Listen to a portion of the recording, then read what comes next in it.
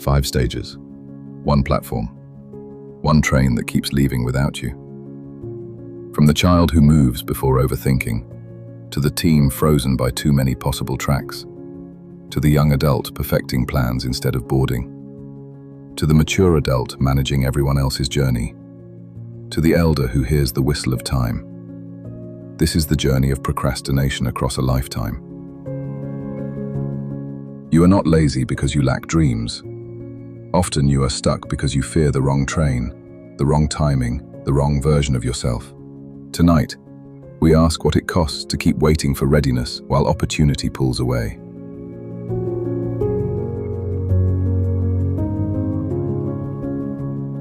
Picture a 7-year-old at a model railway exhibition. The tiny locomotives chug around their circuits with mechanical precision, whistle blowing on schedule, never hesitating at junctions. The child watches, mesmerized, as each train follows its predetermined route without question or delay.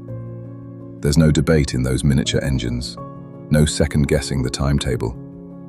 When the signal turns green, they move. When duty calls, they answer. This is instinct in its purest form. The child hasn't yet learned to overthink the journey or fear the destination. Like those model trains, they operate on immediate response, unencumbered by the weight of consequence or the paralysis of infinite possibility. They don't know that trains can derail, that schedules can fail, that sometimes the track ahead disappears into fog.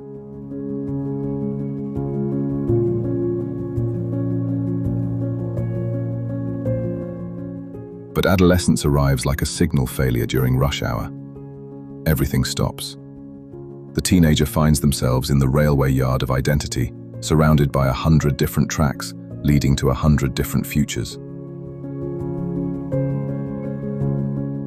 Each platform promises a different destination, each locomotive a different version of who they might become. Standing at this overwhelming junction, they do what feels safest: they wait. They tell themselves they're gathering information, studying the route maps, checking the weather reports for journeys they may never take. Meanwhile, train after train departs without them. The college application express, the first job local, the relationship rapid transit, all boarding while they remain frozen at the information kiosk, paralyzed by choice, terrified of choosing wrong. The tracks multiply daily. Social media becomes their departure board, displaying everyone else's journeys in real time, while they remain stranded in the station of indecision. They watch classmates board trains to universities, relationships, adventures, each departure widening the gap between action and inaction.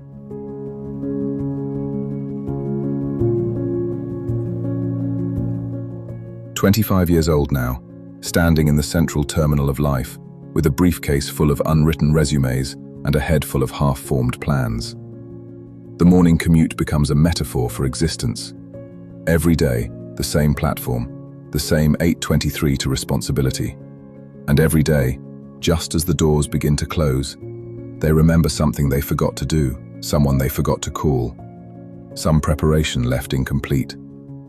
They've perfected the art of missing trains by seconds, not hours, not days, but the kind of near misses that sting the most.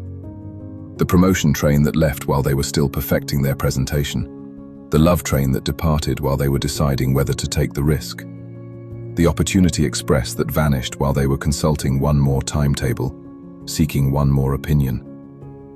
Their ticket collection grows enormous. Advanced bookings for journeys they convinced themselves they weren't ready to take.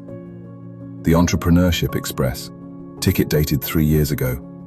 The graduate school locomotive, ticket expired from over-planning. Each unused ticket a monument to tomorrow's mythology, the beautiful lie that tells them next time will be different.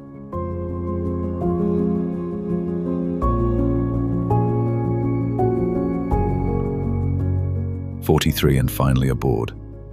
But even now the pattern persists with deadlier precision. They've learned to board trains, yes, but they board the wrong ones. The safe suburban route to comfort instead of the cross-country adventure to fulfillment. They've become commuters on the line of least resistance, riding rails laid down by others' expectations.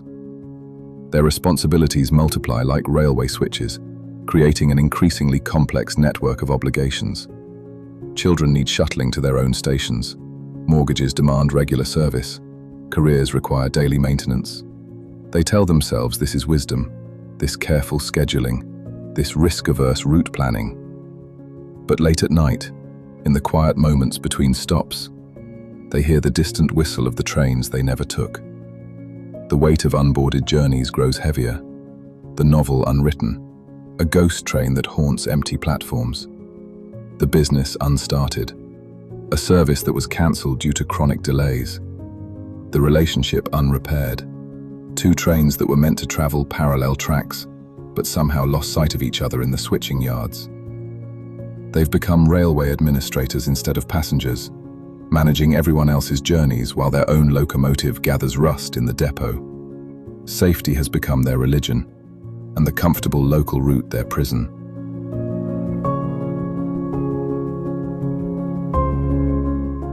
"78 years old, sitting in the observation car of memory, watching the landscape of choices roll backward through the windows. The tracks behind them tell the story, every siding unexplored, every junction where they chose the familiar over the frightening. The great railway map of their life spreads out like a testament to roads taken and, more painfully, roads not taken. They understand now what the child knew instinctively. Trains run on time, not on readiness. The schedule doesn't wait for perfect conditions, complete information, or absolute certainty.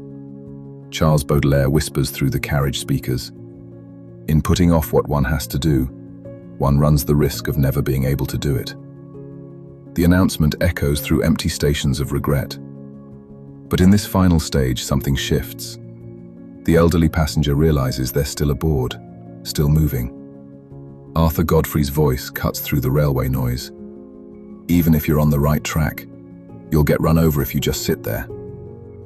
There are stations yet to come, transfers yet to make.